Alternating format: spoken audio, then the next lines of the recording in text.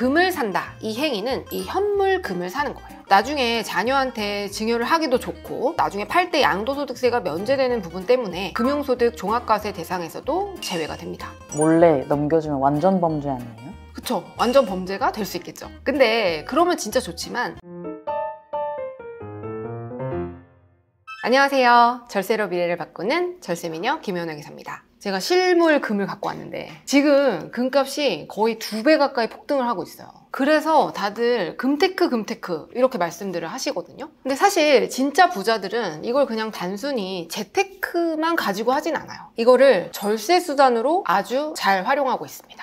금으로 절세를 한다고요? 근데 그냥 슬쩍 넘겨주면 아무도 모를 것 같긴 해요. 다들 이제 그렇게 생각을 하시는데, 그래서 오늘 부자들이 금을 모으는 진짜 이유, 그리고 많은 분들이 가장 궁금해 하시는 거죠. 골드바로 증여세를 피할 수 있는가, 제가 아주 속 시원하게 파헤쳐 드리겠습니다. 네, 회계사님, 부자들은 금을 왜 그렇게 좋아하는 거예요? 그게 그렇게 절세 효과가 뛰어난가요? 좀 쏠쏠한 그런 이점들이 있죠. 금을 투자하는 방법이 크게 4가지 정도가 있거든요. 첫 번째는 KRX 금 현물시장 증권사에서 구입을 하는 방법이 있어요. 이거는 이제 부가세도 면제가 되고 세금도 면제되고 0.2% 정도 내외로 수수료도 굉장히 낮아요. 근데 뭐 김치 프리미엄이다 해서 국제 금 가격보다는 조금 높은 경향이 있다고 합니다. 사실 뭐 저도 이거를 실제로 해보진 않았고요. 대부분 하시는 이제 방법이 2번째부터인데, 2번째는 미국 금 ETF를 사는 방법이에요. 이것도 최근에 굉장히 이슈가 됐었는데 미국 주식이랑 그냥 같다라고 생각을 하시면 돼요. 미국 주식처럼 양도소득세를 내야 하는 부분이 있어요. 그래서 양도 차익이 생기면 연간 250만 원을 빼고 22%의 세금을 내야 되고요. 수수료는 0.4% 정도 되고요. 달러 자산에 좀 투자를 한다라는 그런 효과를 가져갈 수 있어요. 그리고 바로바로 현금화할 수 있다. 이런 장점이 있다고 보시면 됩니다. 세 번째는 한국에도 금 ETF가 있습니다. 수수료가 미국 금 ETF보다는 좀 높은 것 같아요. 0.47% 정도 이렇게 되고요. 차익에 대해서는 배당소득세 15.4%를 내야 됩니다. 그렇지만 환전이 불필요하죠. 그렇기 때문에 원화로 투자를 할 수 있는 그런 장점이 있고요. 미국 금 ETF와 마찬가지로 환금성이 우수하죠. 바로바로 현금화할 수 있다. 이런 장점이 있습니다. 마지막으로는 종로 금 상점에 가서 실물로 금을 구매하는 거죠. 금은방이라고 하는데요. 많은 분들이 아마 이 방법으로 금을 산다라고 생각을 하시지 않을까 싶습니다. 근데 이때 부가세 10%가 붙거든요. 수수료도 내야 되기 때문에 초기 비용이 좀 드는 방법입니다. 그렇지만 이제 실물 자산으로 갖고 있기 때문에 나중에 자녀한테 증여를 하기도 좋고 나중에 팔 때 양도소득세가 면제되는 부분 때문에 금융소득 종합과세 대상에서도 제외가 됩니다. 그래서 흔히 부자들이 말하는 금을 산다, 이 행위는 이 현물 금을 사는 거예요. 이 현물금은 뭐 예를 들어 10년 전에 우리가 3천만 원을 주고 1kg를 샀다 이렇게 했을 때 이게 지금 2억 3천이 됐다 이렇게 가정하면 그 차익이 발생하잖아요. 근데 2억이라는 차익이 발생했음에도 불구하고 세금이 0원입니다. 그렇기 때문에 이런 부분이 장점으로 좀 어필이 되고 있고, 그치만 잘 보관을 해둬야 되는 그런 부분이 있죠.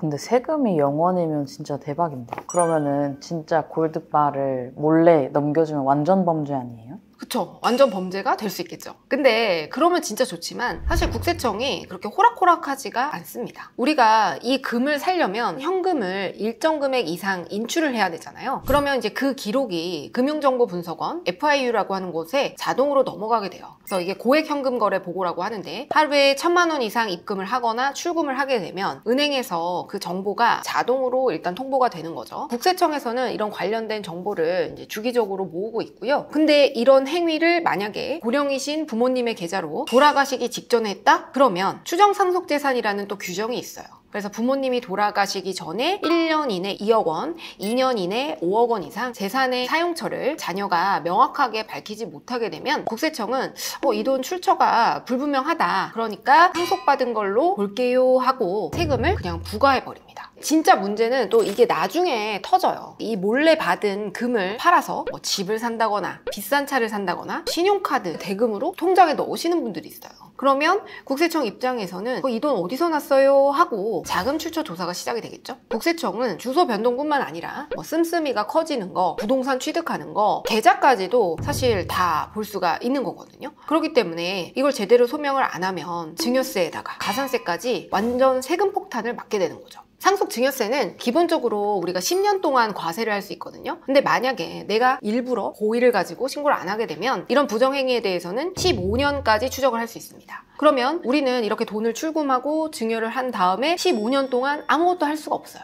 그리고 부모님이 돌아가시기 전 10년 동안 증여했던 재산은 전부 합쳐서 상속세를 계산해야 되기 때문에 이런 내역들을 통해서 결국은 어떻게든 찾아낸다. 이런 부분들을 좀 염두에 두셔야 될 것 같아요. 듣기만 해도 진짜 아찔한데 그러면은 어떻게 해야 합법적으로 증여를 할 수 있는 건가요? 가장 안전하고 합법적인 방법은 미리 이제 계획을 세워서 준비를 하는 겁니다. 첫 번째는 사전증여 신고를 활용하는 거예요. 10년마다 주어지는 증여재산 공제 한도가 있죠. 성년인 경우에는 5천만 원인데 이 5천만 원하고 낮은 세율 구간을 잘 이용을 해서 미리 증여를 하고 이걸 반드시 증여세 신고를 해서 미래의 리스크를 없애는 게 중요합니다. 요즘 트렌드가 결국에는 어떻게든 걸린다 이런 인지를 하시는 분들이 많다 보니까 이 돈을 몰래 줘도 쓰질 못해요. 그냥 차라리 신고하고 정확하게 줘서 자녀가 그거를 부동산을 사는 데 쓰고 차를 사는 데 쓰고 이렇게 도와줘야 되겠다 이런 생각들을 좀 많이 하세요. 강남이나 서초권에 계시는 분들은 10억 정도까지는 그냥 증여를 하는 트렌드다 이렇게 보시면 됩니다. 두 번째는 이제 가장 정직한 방법이에요. 상속이 시작이 됐을 때 금이 있었다. 그러면 이 금을 그냥 상속재산 목록에 정식으로 포함을 시켜서 투명하게 신고를 하고 상속세를 어느 정도 내는 겁니다. 가산세 폭탄을 피할 수 있는 가장 확실한 방법이고 또 이거를 신고를 해야 정당하게 쓸 수가 있어요. 그래서 상속세를 어느 정도 부담할 수 있다 이렇게 생각을 하시면 자진 신고를 해서 상속재산에 포함을 시키고 세금을 내고 이 돈을 당당하게 쓰시면 좋겠죠.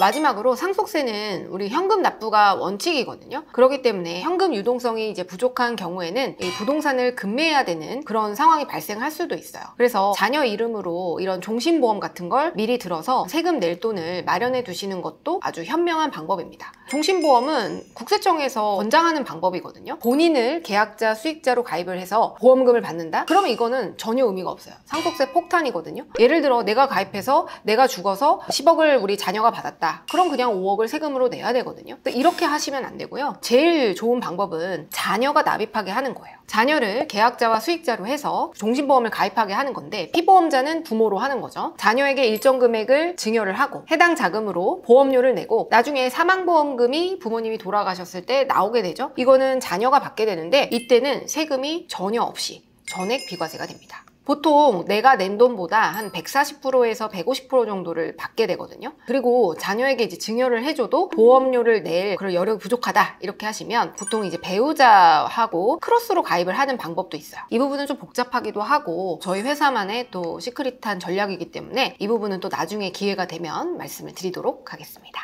오늘 회계사님 말씀 듣고 보니까 이제 앞으로 영화에서 밭에 묻힌 금괴들 보고 환호하는 장면 보면은 아 저거 자금 출처 소명은 어떻게 하려고 약간 이런 생각 들 것 같아요. 맞아요. 이제 다들 그렇게 보이실 거예요. 그래서 괜히 어설프게 아끼려다가 나중에 세금 폭탄 맞지 마시고 전문가랑 함께 미리미리 계획을 해서 좀 안전하게 절세를 하시는 게 저는 최고가 아닐까 이런 생각이 듭니다. 오늘 제 얘기가 좀 도움이 되셨나요? 그렇다면 구독과 좋아요, 알림 설정까지 꼭 부탁드릴게요. 저는 다음에 더 유익하고 재미있는 절세 꿀팁으로 돌아오겠습니다.